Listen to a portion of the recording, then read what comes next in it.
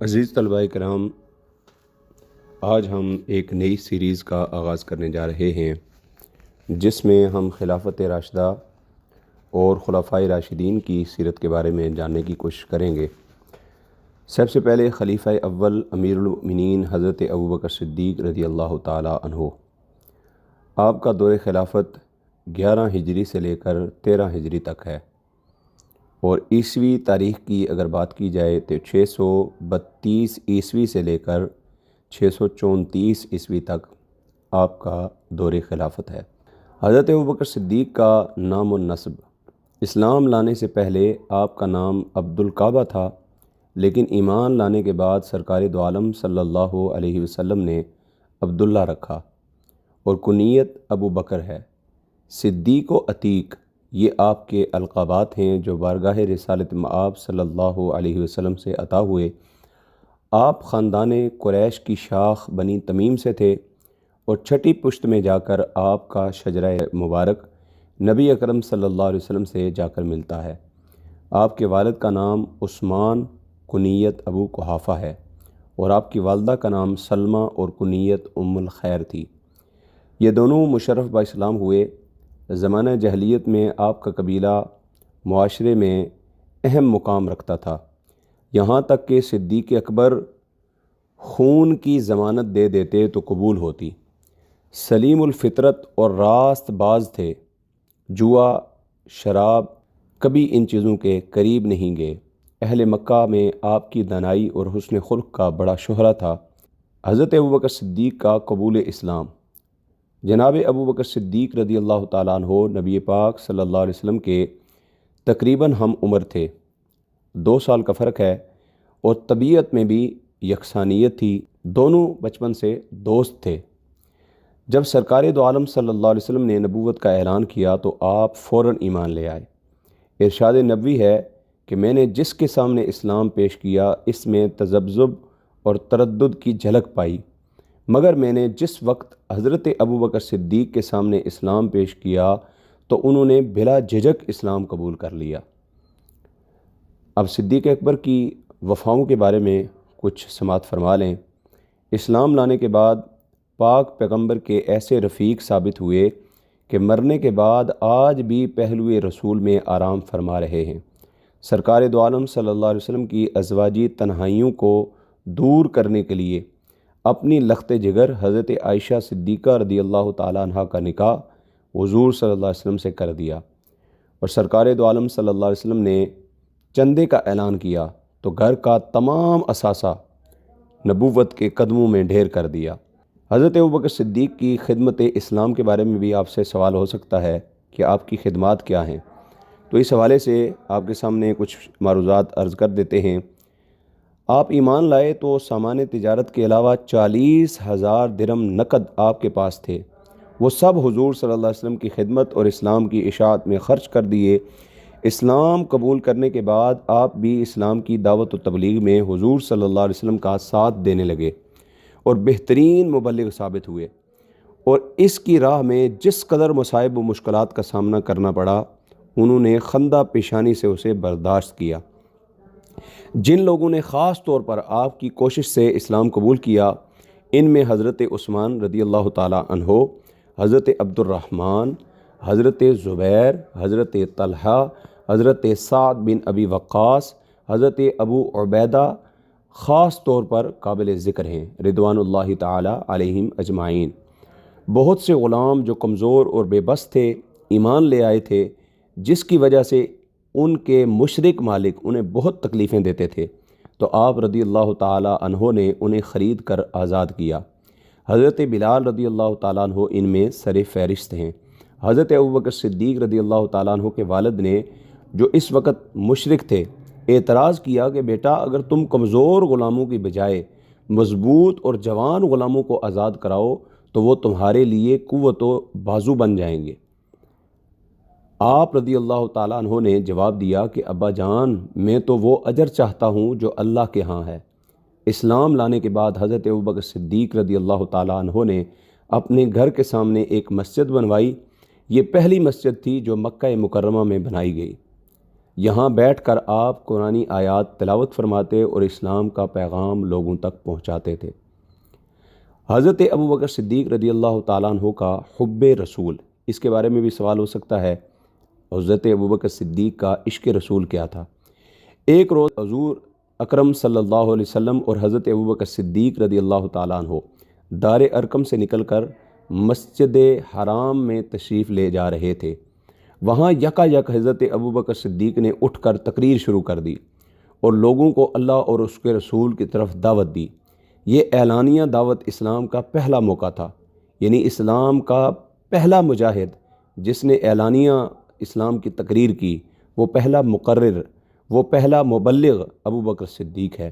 مشرکین یہ تقریر سنتے ہی حضرت ابوبکر صدیق پر ٹوٹ پڑے اور انہیں اتنا مارا کہ وہ بے ہوش ہو گئے۔ آخر ان کے قبیلے کے لوگ کفار سے چھڑا کر ان کے گھر لے گئے۔ وہ شام تک بے سدھ پڑے رہے۔ جب ہوش آیا تو ان کا پہلا سوال یہ تھا کہ رسول اللہ صلی اللہ علیہ وسلم کا کیا حال ہے؟ سبحان اللہ۔ ان کی والدہ اور قبیلے کے لوگ حیران ہو کر کہتے ہیں کہ تم اپنا خیال کرو، لیکن آپ رضی اللہ تعالیٰ عنہ بار بار حضور صلی اللہ علیہ وسلم کے بارے میں پوچھتے تھے۔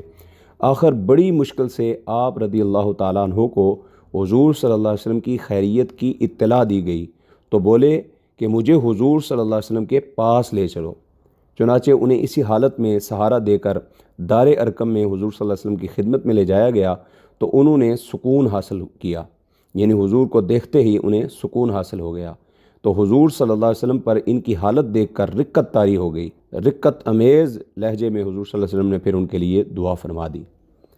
اور پھر ہجرت مدینہ کا خاص واقعہ، یہ بھی ابوبکر صدیق رضی اللہ تعالیٰ عنہ کی سیرت کا ایک اہم باب ہے۔ اس بارے میں بھی سوال کیا جا سکتا ہے۔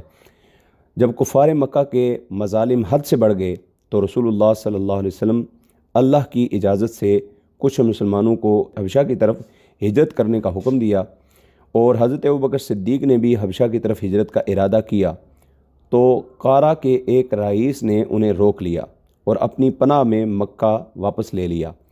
وہاں آپ نے اپنی بنائی ہوئی مسجد میں نماز پڑھنے اور قرآن کی تلاوت کرنے کا سلسلہ شروع کیا، جس سے مشرکین، عورتیں اور بچے متاثر ہونے لگے۔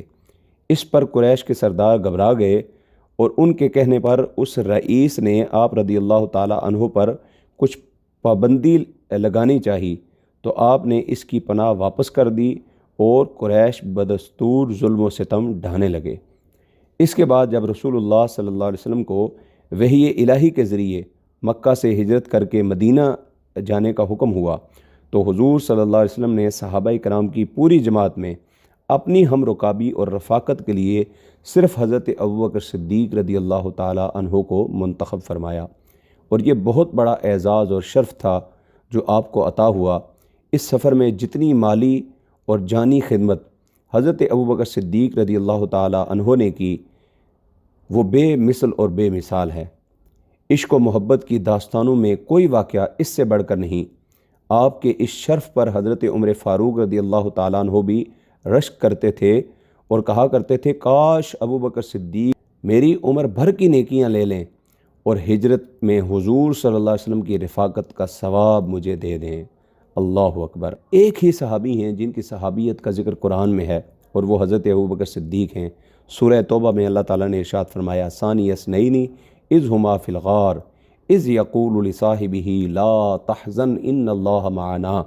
فرمایا وہ دو جب غار کے اندر تھے تو دو میں سے دوسرے جب اپنے ساتھی سے، اپنے صاحب سے، اپنے صحابی سے یہ کہہ رہے تھے، لا تحزن ان اللہ معنا، غم نہ کر، اللہ ہمارے ساتھ ہے۔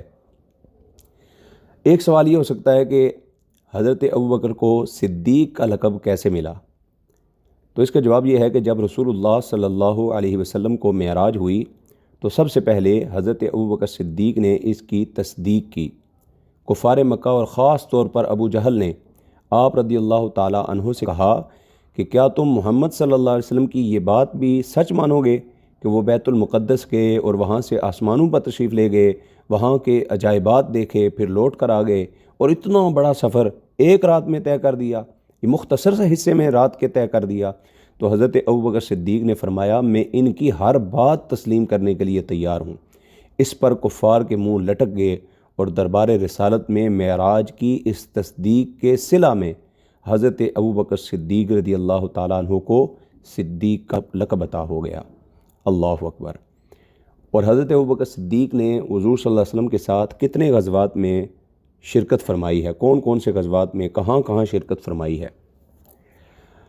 حضور صلی اللہ علیہ وسلم کی حیات مبارکہ میں حق و باطل کے درمیان جتنے مارکے ہوئے سب میں آپ رضی اللہ تعالیٰ عنہ حضور اکرم صلی اللہ علیہ وسلم کے شانہ بشانہ رہے۔ آپ حضور صلی اللہ علیہ وسلم کے مشیر خاص تھے۔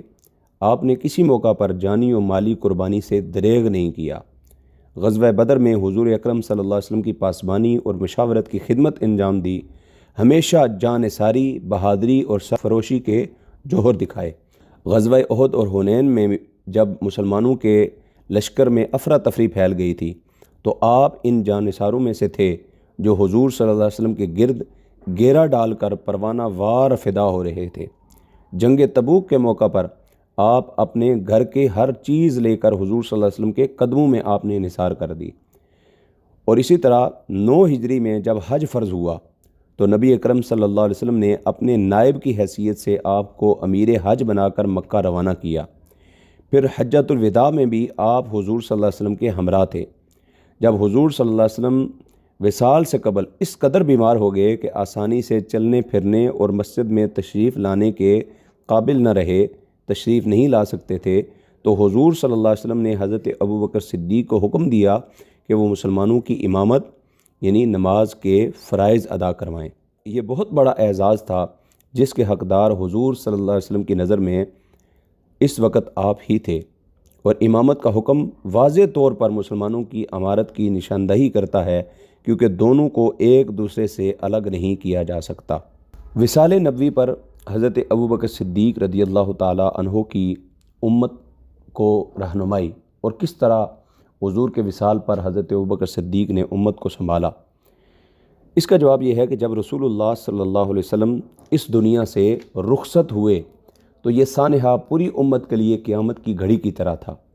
حضرت عثمان غنی رضی اللہ تعالیٰ عنہ پر سکتے کا عالم تھا۔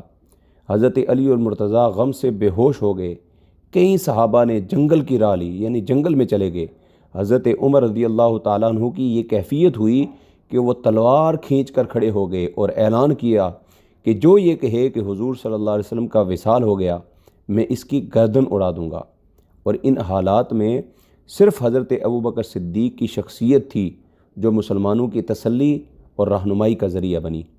اس وقت مسلمانوں کو جمع کر کے یہ خطبہ ارشاد فرمایا، لوگو، تم میں سے جو شخص اللہ کی عبادت کرتا تھا وہ جان لے کہ تحقیق اللہ زندہ ہے اور اس پر کبھی موت نہیں آ سکتی، اور اگر بالفرض کوئی شخص محمد صلی اللہ علیہ وسلم کی عبادت کرتا تھا تو وہ جان لے کہ محمد صلی اللہ علیہ وسلم وصال فرما گئے۔ پھر آپ نے یہ آیہ مبارکہ تلاوت فرمائی، سورہ آل عمران، وَمَا مُحَمَّدٌ إِلَّا رَسُولٌ قَدْ خَلَتْ مِن قَبْلِهِ الرُّسُلُ، سورہ آل عمران آیت نمبر 144۔ ترجمہ، اور نہیں ہے محمد صلی اللہ علیہ وسلم مگر اللہ کے رسول، جن سے پہلے اور بھی بہت رسول گزر چکے ہیں۔ سو اگر آپ صلی اللہ علیہ وسلم کا وصال ہو جائے یا آپ صلی اللہ علیہ وسلم شہید کر دیے جائیں تو کیا الٹے پاؤں پھر جاؤ گے؟ اور جو شخص الٹے پاؤں پھرے گا وہ اللہ کو ذرا برابر بھی نقصان نہیں پہنچا سکتا۔ اللہ عنقریب شکر گزاروں کو انعام دے گا۔ حضرت ابوبکر صدیق کا یہ خطبہ سن کر لوگوں کے غم اور اضطراب میں کمی ہو گئی، اور سب کو یقین ہو گیا کہ حضور صلی اللہ علیہ وسلم واقعہ ہی اس دنیا سے تشریف لے گئے ہیں، اور صحابہ اکرام کو یوں محسوس ہوا کہ یہ آیت قرآنی گویا ابھی نازل ہوئی ہو۔ اللہ اکبر۔ اگلا سوال یہ ہے کہ حضرت ابوبکر صدیق رضی اللہ تعالیٰ عنہ منصب خلافت پر کیسے فائز ہوئے؟ تو حضور صلی اللہ علیہ وسلم نے اپنی زندگی میں کسی کو اپنا جانشین مقرر نہیں کیا تھا، لہٰذا آپ صلی اللہ علیہ وسلم کے وصال کے فوراً بعد سوال یہ پیدا ہوا کہ آپ صلی اللہ علیہ وسلم کا جانشین کون ہو۔ انصار، اوس اور خزرج 2 قبیلوں پر مشتمل تھے۔ خزرج کی اکثریت تھی، اس کے سردار سعد بن عبادہ کے مکان سے ملحق ایک سائبان تھا جسے سقیفہ بنی ساعدہ کہا جاتا تھا اور دارالمشورہ کا کام دیتا تھا۔ اس جگہ جمع ہو کر انصار نے دعویٰ کیا کہ مدینہ میں ان کی اکثریت ہے اور اسلام کے لیے ان کی خدمات کہیں زیادہ ہیں، لہذا خلافت کا حق ان کا ہے۔ ان کا میلان سعد بن عبادہ کو امیر بنانے کا تھا، یعنی ان کا ارادہ سعد بن عبادہ کو امیر بنانے کا تھا۔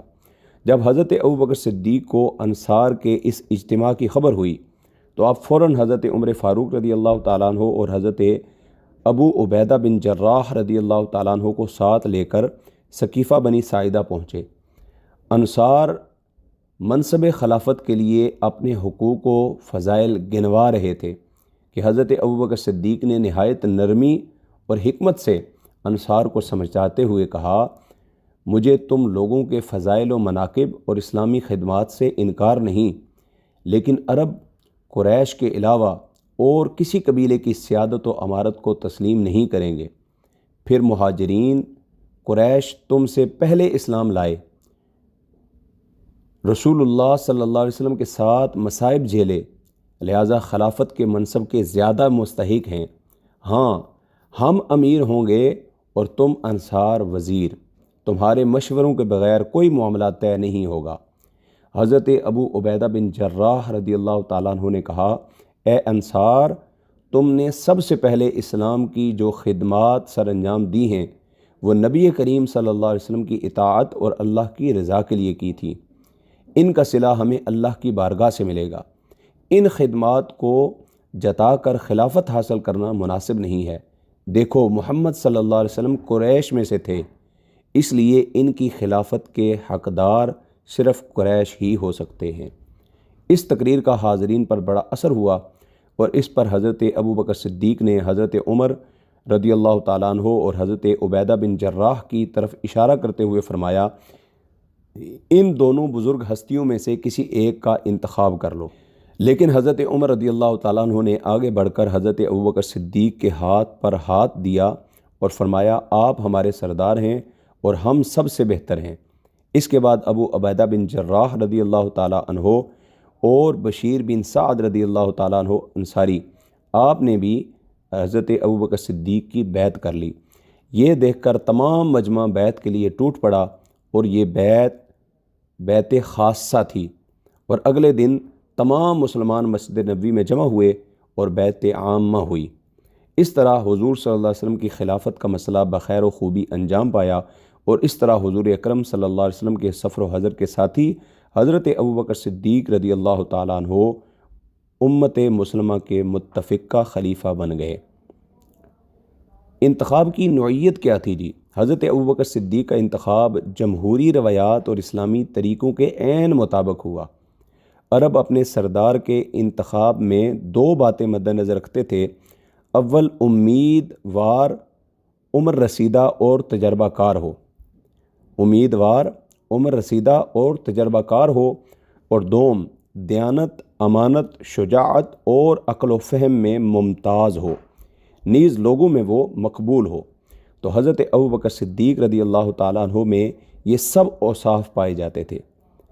آپ تمام صحابہ میں عمر رسیدہ تھے، ہر دل عزیز تھے، علم و بزرگی، استقلال و استقامت، فہم و فراست، معاملہ فہمی، سیاسی تدبر میں آپ ممتاز تھے، عاشق رسول اور محرم اسرار نبوت اور شریعت کے متبع تھے، اور دین کے تقاضوں سے پوری طرح سے واقف تھے۔ آپ رضی اللہ تعالیٰ عنہ ہی اس نازک وقت پر مسلمان قوم کی درست رہنمائی فرما سکتے تھے۔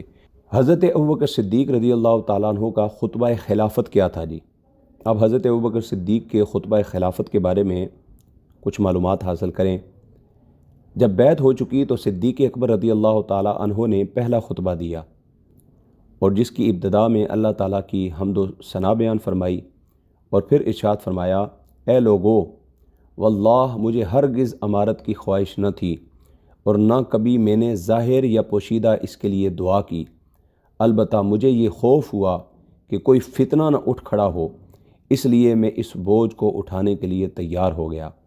مجھے خلافت میں کوئی راحت نہیں، بلکہ مجھ پر ایک ایسا بوجھ ڈال دیا گیا ہے کہ جس کو برداشت کرنے کی طاقت میں نہیں رکھتا، اور خدا کی مدد کے بغیر اس فرض کو انجام بھی نہیں دے سکتا۔ کاش آج میری جگہ کوئی اور ایسا شخص ہوتا جو اس بوجھ کو اٹھانے کی مجھ سے زیادہ طاقت رکھتا ہو۔ لوگو، مجھے تمہارا امیر بنایا گیا ہے، حالانکہ میں تم سے بہتر نہیں ہوں۔ اگر اچھا کام کروں تو میری مدد کرو، اگر غلطی کروں تو اس کی اصلاح کر دو۔ صدق، امانت اور کذب خیانت ہے۔ تم میں سے جو کمزور ہے وہ میرے لیے قوی ہے جب تک میں اس کا حق نہ دلا دوں، اور تم میں سے جو قوی ہے وہ میری نظر میں کمزور ہے جب تک میں اس سے دوسروں کا حق نہ دلا دوں۔ قانون خداوندی ہے کہ جو قوم راہ حق میں جہاد چھوڑ دیتی ہے وہ ذلیل کر دی جاتی ہے، اور جس قوم میں بے حیائی کا رواج ہو جاتا ہے ان میں عام طور پر عذاب الہی نازل ہوتا ہے۔ جب تک میں اللہ اور اس کے رسول کی اطاعت کروں تم میری اطاعت کرو، جب اللہ اور اس کے رسول کی نافرمانی کرو میری اطاعت تم پر لازم نہیں ہے۔ اب اس خطبہ کی اہمیت کے بارے میں جان لیں۔ اس خطبہ کو اسلامی حکومت کے سیاسی منشور کی حیثیت حاصل ہے، جس کے اہم نکات درج ذیل ہیں۔ اسلامی حکومت کا فرض عوام کی فلاح و بہبود اور عوام کو خلیفہ راشد سے تعاون کرنا چاہیے، اور حکومت کا کام کمزور طبقوں کی نگہداشت اور طاقتور کے ظلم کا استحصال ہے۔ نمبر 3، خلیفہ کی اطاعت اللہ تعالیٰ اور اس کے رسول صلی اللہ علیہ وسلم کی اطاعت سے مشروط ہے۔ نمبر 4، اسلامی حکومت کا نصب العین جہاد کے ذریعے اسلام کا بول بالا اور بدکاری کی پیخ کنی ہے۔ حضرت ابوبکر صدیق نے ان اصولوں کے مطابق حکومت کی اور بعد میں آنے والوں کے لیے مشعل راہ کام کر دیا۔ خلیفہ رسول کا لقب یہ کیسے حضرت ابوبکر صدیق کو ملا؟ بیعت عام کے بعد جب یہ مسئلہ پیدا ہوا کہ مسلمانوں کے امیر کا کیا لقب دیا جائے، مسلمانوں کا جو امیر ہے اس کو کیا لقب دیا جائے، تو اس زمن میں کئی تجاویز سامنے آئیں، جن میں سے ایک یہ تھی کہ امیر کو خلیفۃ اللہ کے لقب سے پکارا جائے، لیکن حضرت ابوبکر صدیق نے فرمایا مجھے خلیفۃ اللہ نہیں بلکہ خلیفۃ الرسول کہا جائے، کیونکہ میں ان کا جانشین اور نائب ہوں۔ خطبہ دیتے وقت آپ رضی اللہ تعالیٰ عنہ ہمیشہ ممبر کی دوسری سیڑھی پر کھڑے ہوتے، یعنی جس سیڑھی پر حضور کھڑے ہوتے وہ تیسری اوپر والی تھی، اس سے نیچے جہاں حضور کے قدم مبارک پڑتے تھے، جہاں حضور کے پاؤں لگتے تھے، وہاں حضرت ابوبکر صدیق رضی اللہ تعالیٰ عنہ بیٹھا کرتے تھے۔ اور خلافت کی ابتدائی مشکلات اور ان پر قابو پانے کے حوالے سے بھی سوال ہو سکتا ہے کہ حضرت ابوبکر صدیق رضی اللہ تعالیٰ عنہ کی دور خلافت کی مشکلات۔ تو سرکار دو عالم صلی اللہ علیہ وسلم کی رحلت کے بعد رمز شناس نبوت، یار غار پیغمبر، سفر و حضر کے ساتھی جناب حضرت ابوبکر صدیق رضی اللہ تعالیٰ عنہ کے ہاتھ پر سقیفہ بنی ساعدہ میں موجود تمام صحابہ کرام نے بیعت کی۔ پھر بیعت عام میں تمام صحابہ نے آپ کو اپنا خلیفہ تسلیم کر لیا۔ اس طرح آپ امت مسلمہ کے متفقہ خلیفہ بن گئے اور آپ نے خلیفۃ الرسول کا لقب اختیار کیا۔ حضرت ابوبکر صدیق رضی اللہ تعالیٰ عنہ کو آغاز خلافت سے بڑی مشکلات کا سامنا کرنا پڑا، مگر وہ اپنے عزم و حوصلے اور ثابت قدمی کی وجہ سے ان پر قابو پانے میں کامیاب ہو گئے۔ پہلا مسئلہ شادی داخلی انتشار کا۔ حضور صلی اللہ علیہ وسلم کے وصال کے فوراً بعد آپ صلی اللہ علیہ وسلم کی جانشینی کے مسئلے پر شدید اختلاف پیدا ہو گئے۔ اگر انہیں حکمت عملی کے ساتھ بر وقت ختم نہ کیا جاتا تو ساری امت انتشار کا شکار ہو جاتی، تو اس لیے بڑی حکمت سے آپ کو خلیفہ وقت نامزد کیا گیا۔ دوسرا تھا فتنہ ارتداد۔ سب سے بڑا فتنہ یہ تھا کہ جب حضور صلی اللہ علیہ وسلم کی رحلت کی خبر عرب میں پھیلی تو بعض قبائل جنہوں نے اسلام تو قبول کر لیا تھا مگر ابھی صحیح تربیت نہ ہو سکی تھی، اسلام سے پھر گئے، تو حضرت ابوبکر صدیق رضی اللہ تعالیٰ عنہ نے ان کے خلاف جہاد کیا۔ تیسرا فتنہ تھا منکرین زکوٰۃ کا۔ بہت سے قبائل ایسے تھے جنہوں نے زکوٰۃ دینا بند کر دی تھی، اگرچہ دیگر ارکان اسلام کی ادائیگی کر رہے تھے مگر زکوٰۃ دینے سے انکار کر دیا اور اسے محکومی کی علامت تصور کرنے لگے، تو حضرت ابوبکر صدیق رضی اللہ تعالیٰ عنہ نے ان کو زکوٰۃ دینے پر مجبور کر دیا۔ چوتھا فتنہ تھا جھوٹے نبیوں کا فتنہ۔ بہت سارے جھوٹے نبی مثلاً طلیحہ، مسیلمہ کذاب، اسود انسی، سجا بنت حارث یہ نمودار ہوئے، اور حضرت ابوبکر صدیق نے ان کی بھی سرکوبی کی، ان کے خلاف بھی محاذ آرائی کی۔ اور پانچواں جو فتنہ تھا وہ تھے بیرونی خطرات۔ جنگ موتا کے بعد سرحدیں غیر محفوظ ہو گئی تھیں، ایران اور روم کی طرف سے ہر وقت حملے کا خطرہ تھا۔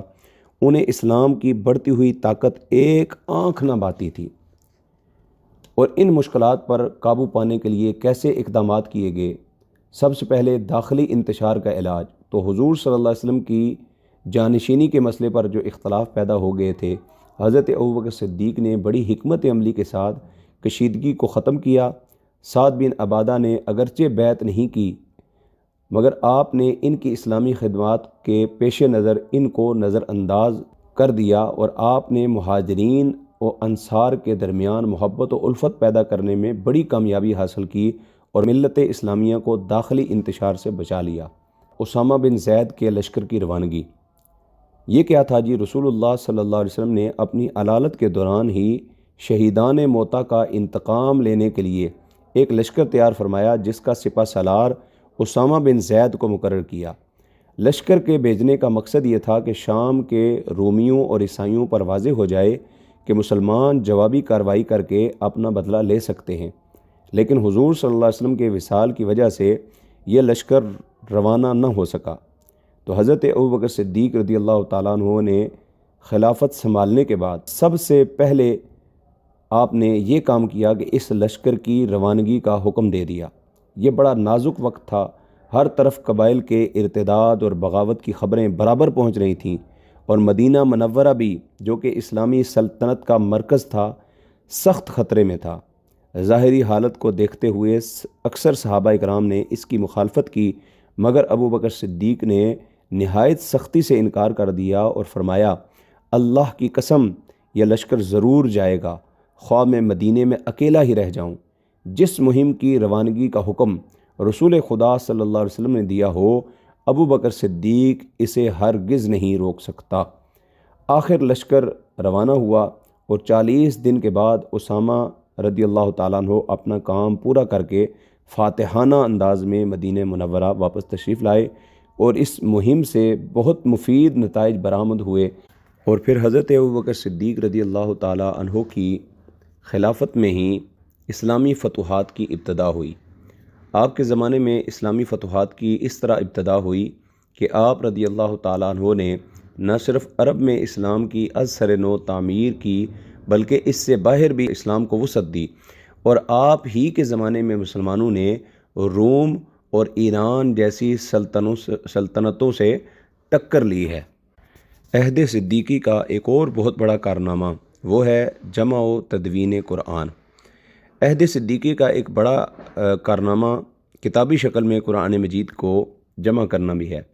اس کا باعث یہ ہوا، اس کی وجہ یہ بنی کہ عہد صدیقی کی لڑائیوں، خصوصاً جنگ یمامہ میں حفاظ کرام صحابہ کرام کی بڑی کثیر تعداد شہید ہو گئی۔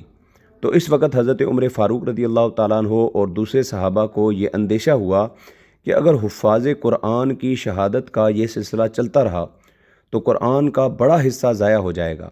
لہٰذا ابوبکر صدیق رضی اللہ تعالیٰ عنہ سے درخواست کی کہ قرآن مجید کو کتابی شکل میں جمع کروا لیا جائے۔ پہلے تو انہوں نے نہ مانا، انکار کیا، مگر بعد میں متفق ہو گئے۔